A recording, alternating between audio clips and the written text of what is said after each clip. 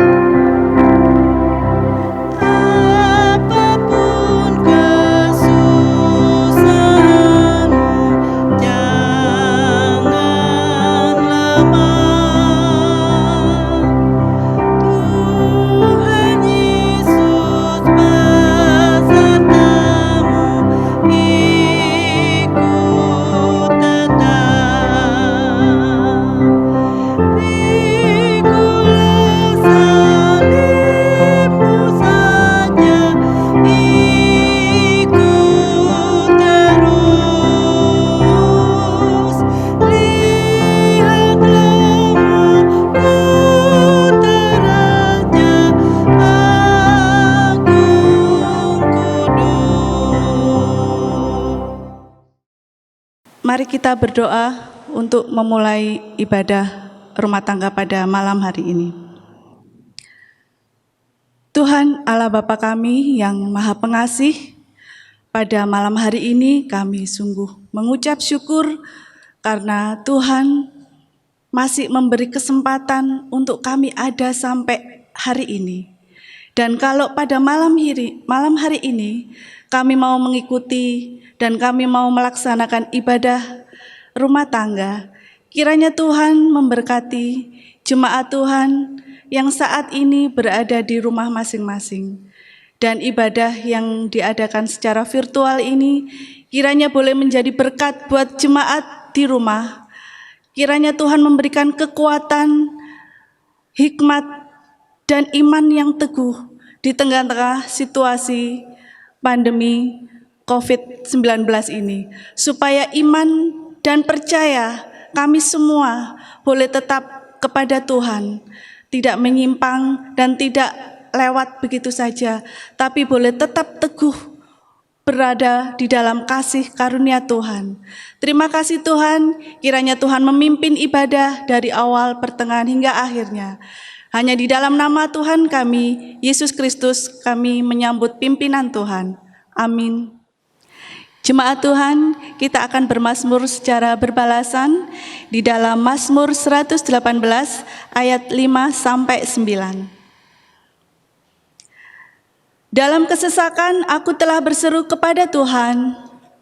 Tuhan telah menjawab aku dengan memberi kelegaan. Tuhan di pihakku, aku tidak akan takut. Apakah yang dapat dilakukan manusia terhadap aku? Tuhan di pihakku, menolong aku. Aku akan memandang rendah mereka yang membenci aku. Lebih baik berlindung pada Tuhan daripada percaya kepada manusia. Lebih baik berlindung kepada Tuhan daripada percaya kepada para bangsawan.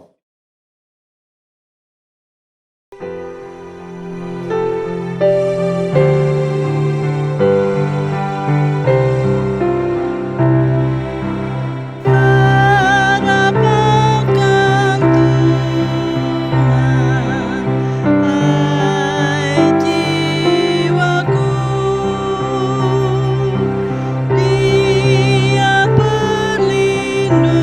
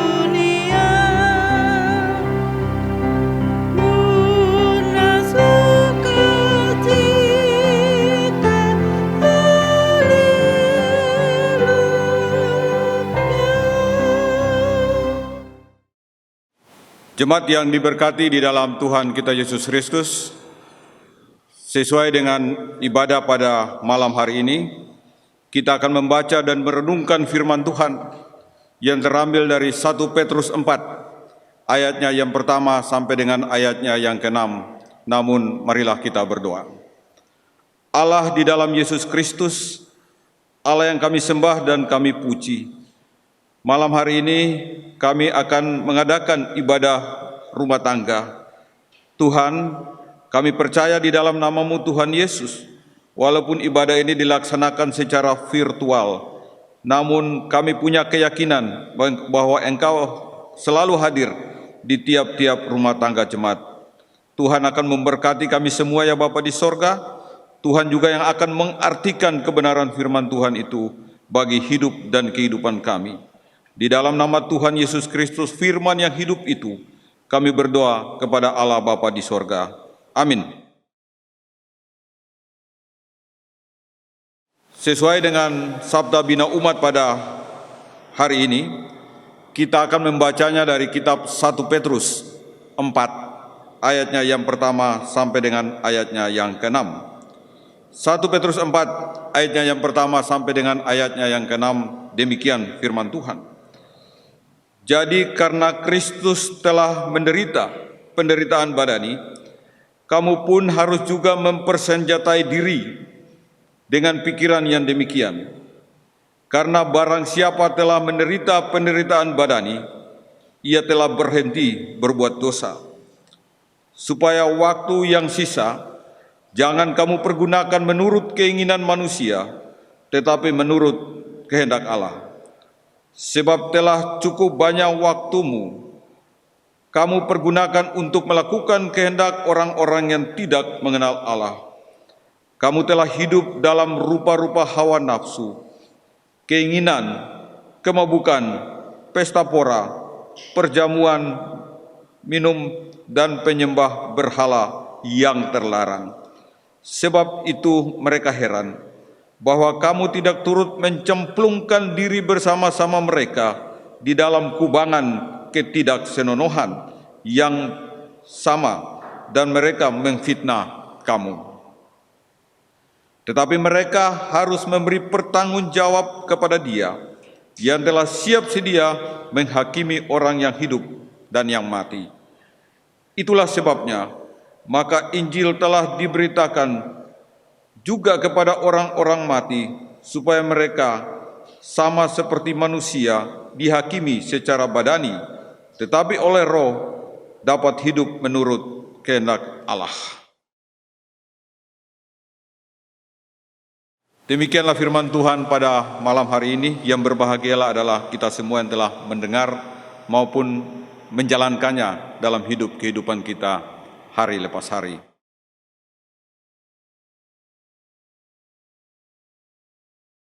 Jemaat yang diberkati Tuhan kita Yesus Kristus, kami bersyukur sampai pada malam hari ini, kasih dan pemeliharaan Tuhan tidak pernah habis di dalam kehidupan umat-Nya.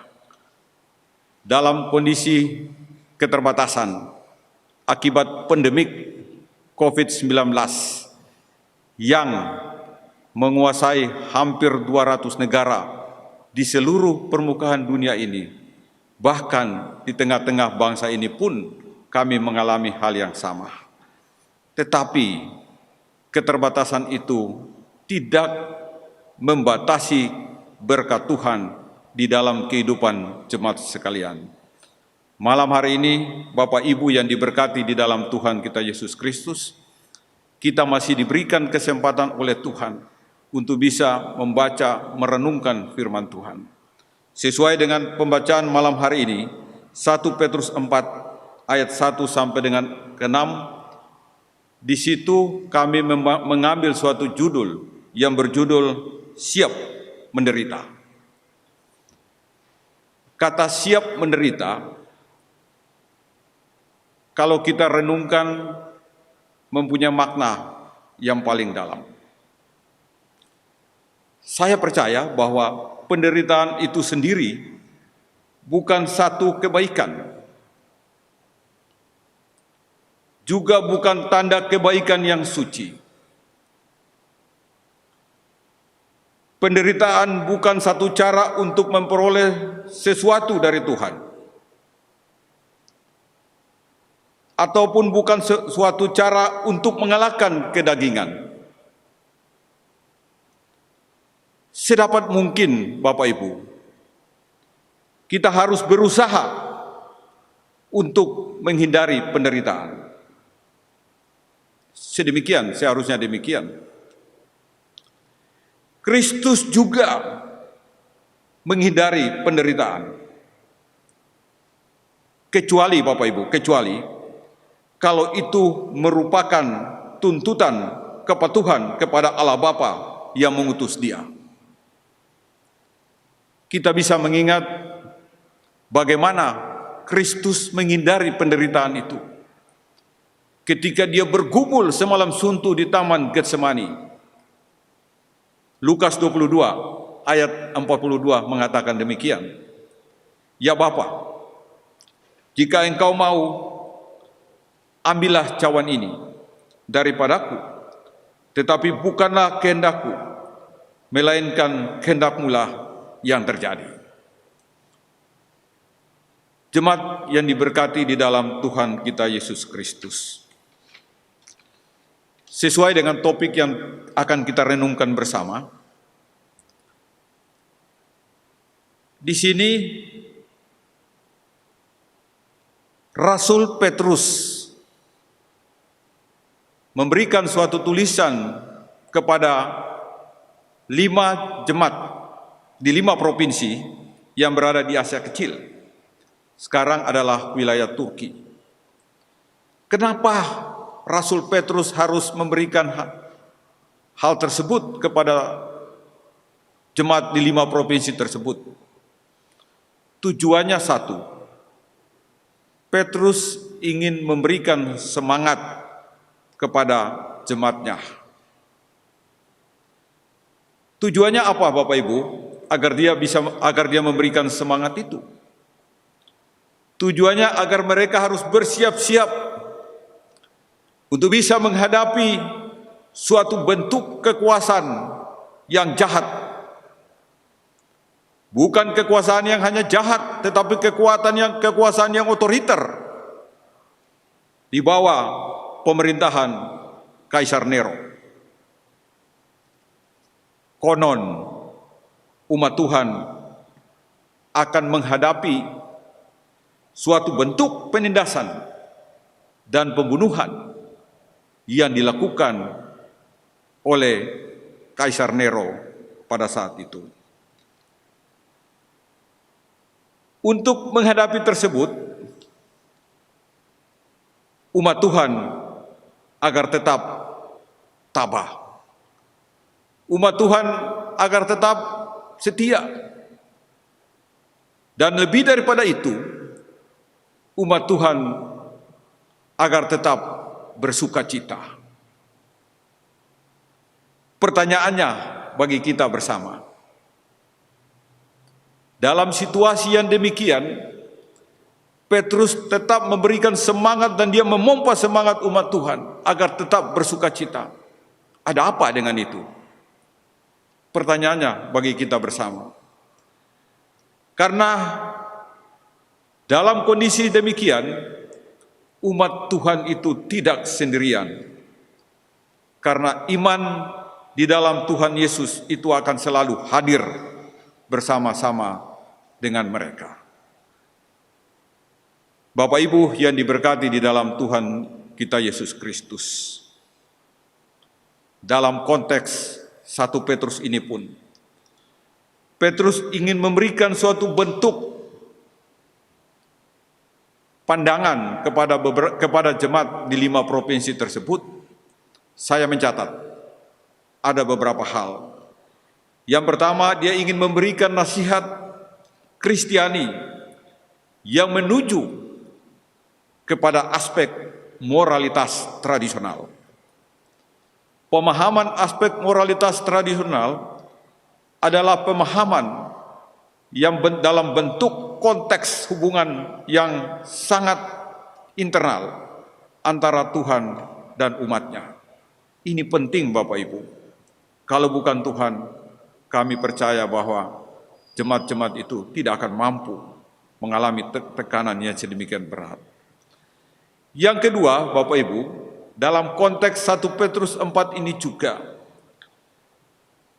Petrus ingin mengingatkan kepada jemaat untuk bisa menjadi warga negara yang baik. Artinya apa, Bapak Ibu? Artinya bahwa sebagai pengikut Tuhan, kita juga harus bisa menempatkan diri sebagai seorang warga negara yang baik. Yang berikutnya adalah dalam konteks 1 Petrus ini, Petrus juga ingin memberikan suatu bentuk penekanan bahwa pertobatan itu begitu penting. Dalam konteks ini, maka konsep pelayanan itu adalah konsep pelayanan pastoral, di mana tokoh sentralnya adalah Tuhan Yesus sendiri yang digambarkan sebagai pribadi yang selalu hadir di tengah-tengah berbagai masalah dalam kehidupan umat manusia. Jemaat yang diberkati di dalam Tuhan kita Yesus Kristus. 1 Petrus 4 ayat 1 sampai dengan 6. Kita harus bisa melihat itu secara rinci agar kita bisa melihat atau bisa menarik suatu bentuk garis merah di dalamnya. Kita harus melihat bahwa Tuhan Yesus yang di dalam hidupnya telah mengalami pergumulan dan penderitaan, yang mengalami puncaknya dalam kematian di atas kayu salib. Kita tahu bersama, salib adalah lambang kutuk yang Tuhan laksanakan untuk menebus dosa manusia, untuk menebus dosa Bapak, Ibu, Saudara, dan saya. Dan Kristus telah melaksanakan itu tuntas di atas kayu salib untuk menyelesaikan perintah Bapa untuk menebus dosa Bapak, Ibu, Saudara, dan saya. Kenyataan ini juga akan terjadi dalam kehidupan kita yang telah bertobat. Artinya apa, Bapak, Ibu? Bahwa penderitaan itu pun selain dialami oleh Kristus, juga akan kita alami, yaitu umat Tuhan yang telah bertobat. Sebab itu Bapak Ibu yang diberkati di dalam Tuhan kita Yesus Kristus, kalau kita sudah bertobat, artinya kita sudah meninggalkan cara hidup yang lama dan kita memasuki cara hidup yang baru. Pertobatan itu dimulai dengan baptisan sebagai wujud dan tanda kita menerima Kristus sebagai Tuhan dan Juru Selamat kita. Bapak Ibu yang diberkati di dalam Tuhan kita Yesus Kristus, penderitaan setiap orang yang sudah bertobat dan menerima Tuhan sebagai Tuhan dan Juru Selamatnya, itu adalah suatu bukti bahwa kehidupan imannya sudah berkomitmen untuk berhenti melakukan dosa. 1 Petrus 4 ayatnya yang pertama. Artinya apa, Bapak Ibu? Artinya bahwa kehidupannya sudah menyatu dengan Kristus, sehingga seluruh hidupnya hanya terpanggil untuk taat dan memuliakan nama Tuhan sebagai Tuhan dan Juru Selamatnya. Yang kedua, perjalanan kehidupan setiap orang yang sudah bertobat dan menerima Tuhan Yesus, itu orientasi hidupnya hanya ingin melakukan yang diinginkan oleh Tuhan. Otomatis, maka dia juga harus membuang segala bentuk keinginan dirinya sendiri. 1 Petrus 4 ayatnya yang kedua mengatakan demikian. Apa keinginan yang ada di dalam diri manusia? Seperti hawa nafsu, mabuk, pesta pora, yang hanya membawa dosa dan bentuk penyembahan berhala. 1 Petrus 4 ayat yang ketiga katakan demikian. Yang ketiga, Bapak Ibu yang diberkati dalam Tuhan kita Yesus Kristus. Di dalam diri orang yang telah bertobat dan telah menerima Tuhan Yesus, itu juga harus terjadi suatu bentuk perubahan yang sangat radikal. Perubahan yang sangat radikal adalah perubahan yang terjadi dari dunia hitam ke dunia putih. Dia telah menguburkan yang hitam dan dia masuk ke dalam kehidupan yang baru, ke dunia putih. Dan hidupnya sudah hanya berorientasi untuk taat dan memuliakan nama Tuhan.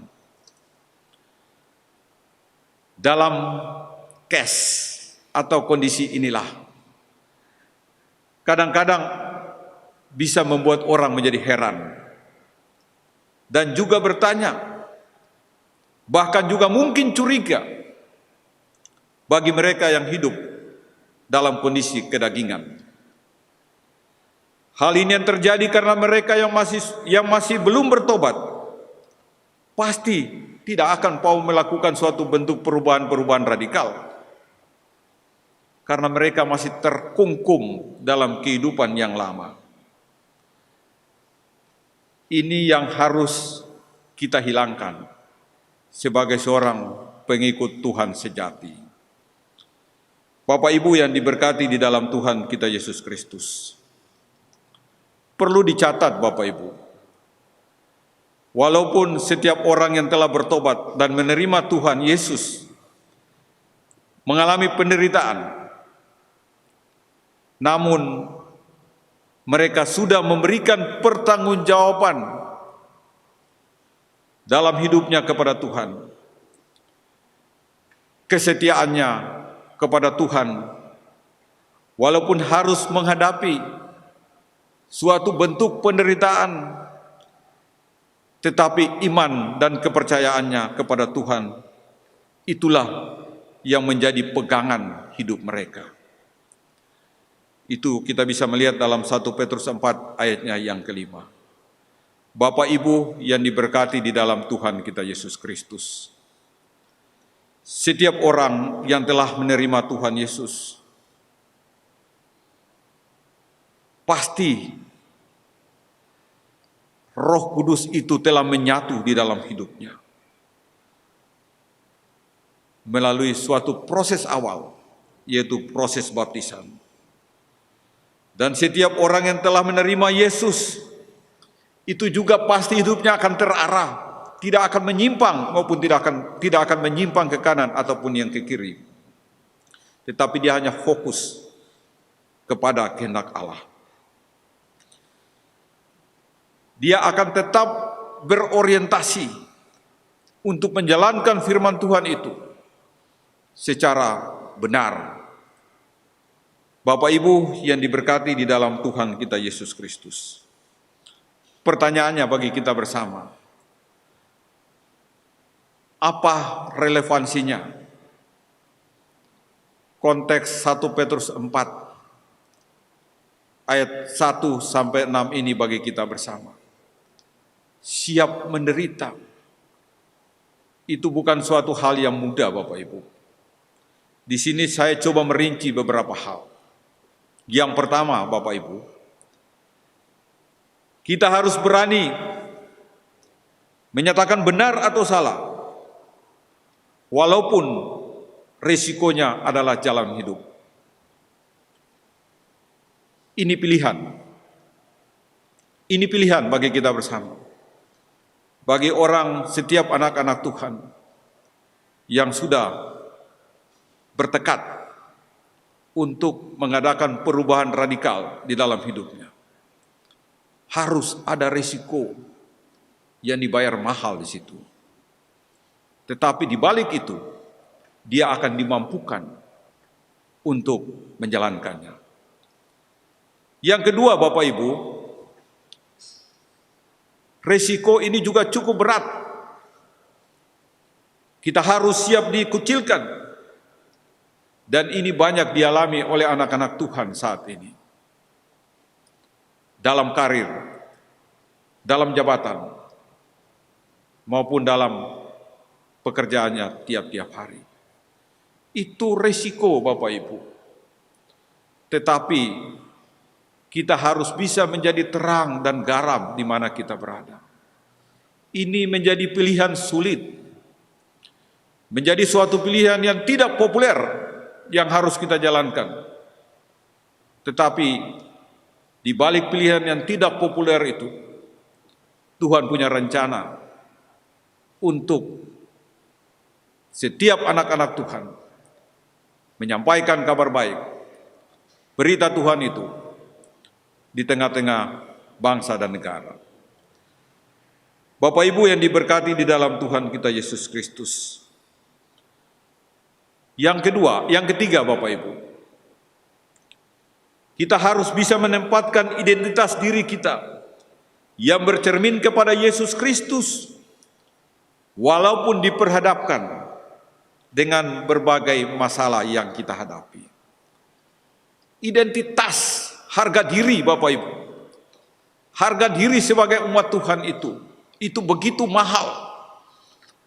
Namun itu harus kita sampaikan, bahwa identitas itu hanya ada ketika kita bersandar sepenuhnya kepada Tuhan. Saya punya keyakinan bahwa setiap anak-anak Tuhan, setiap orang yang telah merubah diri secara radikal, pasti akan dimampukan untuk menjalankan hal-hal tersebut. Walaupun itu sangat berat dan tidak populer, namun Allah menghendaki itu. Artinya apa Bapak Ibu? Inilah dalam konteks hari ini, kita siap menderita dan siap menyangkal diri. Itulah yang dikehendaki Allah di dalam Tuhan kita Yesus Kristus. Tuhan memberkati kita semua.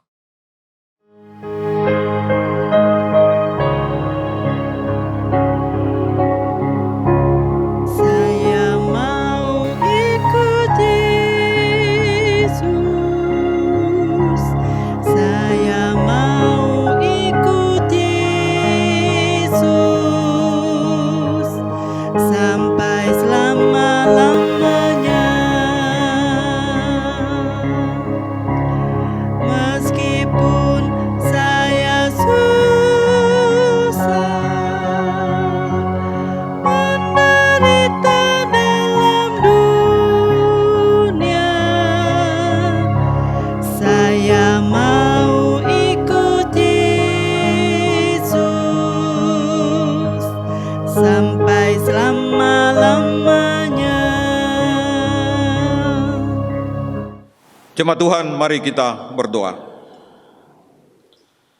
Allah Bapa kami di dalam Tuhan kami Yesus Kristus, kami bersyukur kepadamu ya Bapa. Engkau masih memberikan kesempatan bagi kami untuk menyampaikan beberapa pokok-pokok doa yang kami panjatkan kepadamu ya Allah Bapa di sorga. Kami begitu rindu Tuhan Yesus mendengar, bahkan Tuhan Yesus menjawab sesuai dengan kehendak-Mu ya Bapa di sorga. Kami berdoa di dalam nama Tuhan Yesus untuk wabah virus COVID-19 yang menjadi pandemik dunia saat ini. Tuhan, kami percaya Bapa di sorga, COVID ini hanya bisa berlalu ketika ada belas kasihan-Mu bagi dunia ini, ketika ada tangan kasih-Mu bagi dunia ini ya Bapa di sorga. Sebab itu Tuhan, hamba berdoa di dalam nama-Mu ya Bapa di sorga. Nyatakanlah belas kasihan-Mu bagi dunia ini ya Bapa di sorga. Tuhan tolong, Tuhan tolong, Tuhan tolong. Hamba berdoa Tuhan Yesus untuk para medis, perawat yang berada di garda terdepan untuk memberantas virus COVID-19 ini ya Bapa. Tuhan berikan kekuatan kepada mereka. Tuhan berikan kesehatan kepada mereka ya Bapa di sorga, agar mereka dimampukan Tuhan Yesus untuk bisa menjalankan misi kemanusiaan ini ya Bapa. Kami berdoa di dalam nama Tuhan Yesus juga untuk orang-orang yang terdampak, orang-orang yang dalam kondisi pantauan, bahkan orang-orang yang sudah terpapar COVID-19 ini ya Bapa. Tuhan Yesus berikan kekuatan kepada mereka. Tuhan Yesus berikan kemampuan. Dan Tuhan Yesus membangkitkan semangat mereka bahwa ada pengharapan di dalam Yesus Kristus yang memampukan mereka untuk selalu bertahan, dan Tuhan Yesus yang akan menyembuhkan setiap penyakit yang mereka alami. Tuhan Yesus, terima kasih. Kami berdoa Tuhan untuk negara dan bangsa ini ya Bapa di sorga. Presiden, para menteri, unsur-unsur terkait yang dengan kerja keras untuk memberantas COVID-19 ini Tuhan. Begitu pula di tiap-tiap provinsi dengan gugus tugasnya masing-masing. Tuhan Yesus memberkati. Tuhan tolong, terima kasih ya Bapa di sorga. Hamba berdoa di dalam nama Tuhan Yesus untuk gereja dan warga jemaat gereja di seluruh muka bumi, terutama di negeri ini Tuhan. Gereja-gereja yang selalu setia, umat-umat Tuhan yang selalu beribadah, Tuhan memberkati. Begitu pula Tuhan warga jemaat GPIB Hosea Surabaya, Tuhan Yesus memberkati. Kalau memang ada yang sakit, Tuhan berikan kesembuhan. Kalau memang ada yang berduka cita, Tuhan berikan penghiburan. Terima kasih Tuhan Yesus. Kami percaya Tuhan tidak pernah meninggalkan setiap umatnya yang berseru kepadamu ya Bapa di sorga. Tuhan Yesus, pada malam hari ini juga kami berdoa di dalam nama Tuhan Yesus untuk bangsa dan negara kami. Tuhan Yesus memberkati bangsa ini. Kami punya keyakinan Tuhan, bangsa ini masih tetap diberkati. Karena masih banyak anak-anak Tuhan yang selalu berdoa untuk bangsa ini Tuhan. Engkau memberkati presiden, para menteri, sampai pada tingkat terendah RT, RW di mana kami berada. Terima kasih Tuhan Yesus.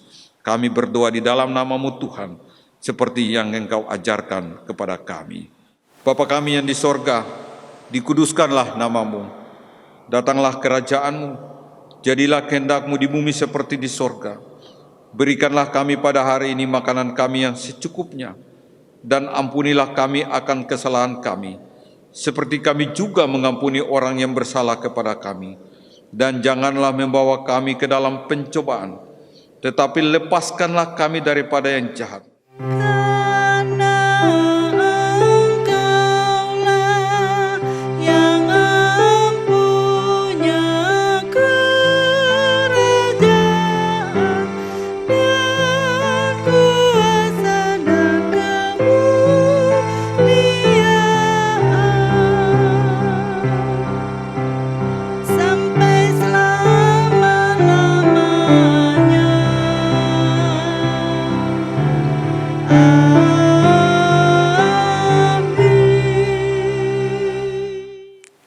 Jemaat yang dikasihi Tuhan, mari ungkapkan syukur kita kepada Allah sumber anugerah, sebab Dia telah mencurahkan berkat-Nya dengan berlimpah atas kita.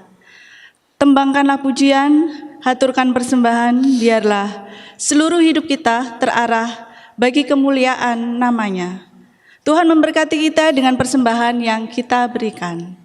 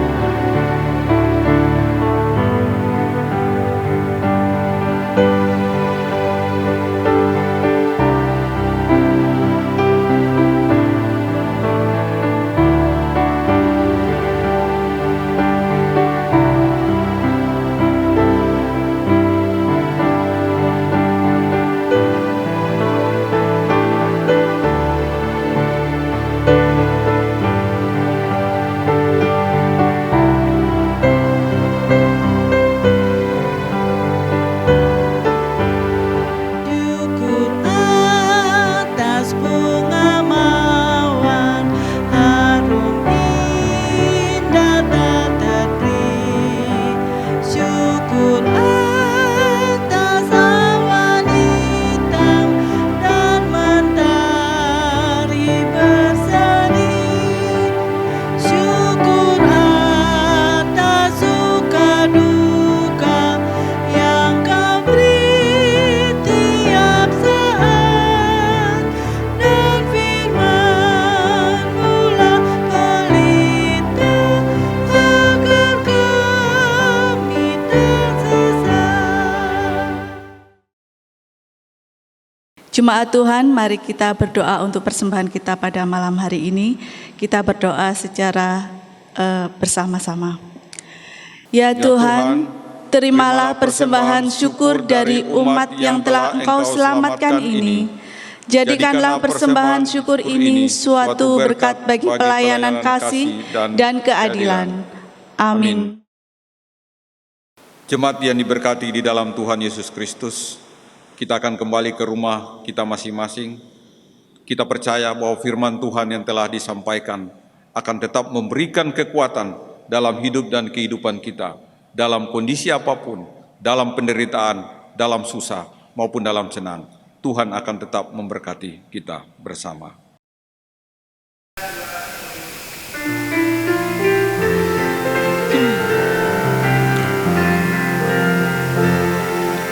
Ku mau berjalan dengan juru selamatku di lembah gelap, di badai yang menderu. Aku takkan takut di bahaya apapun, bila ku dibimbing tangan Tuhanku. Ikut, ikut Tuhan Yesus, ku tetap mendengar dan mengikutnya. Ikut, ikut Tuhan Yesus, ya kemana juga ku mengikutnya.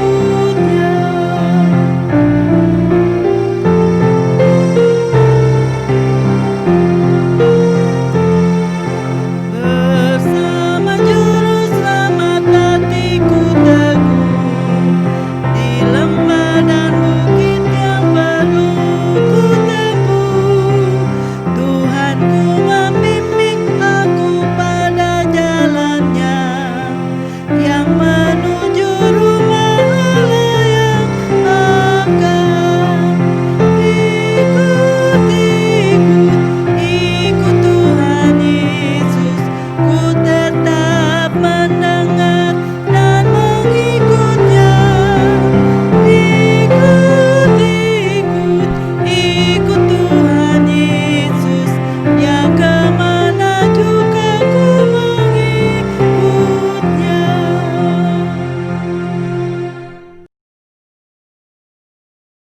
Kasih karunia Tuhan Yesus Kristus, kasih Allah Bapa, dan persekutuan Roh Kudus menyertai kita sekalian.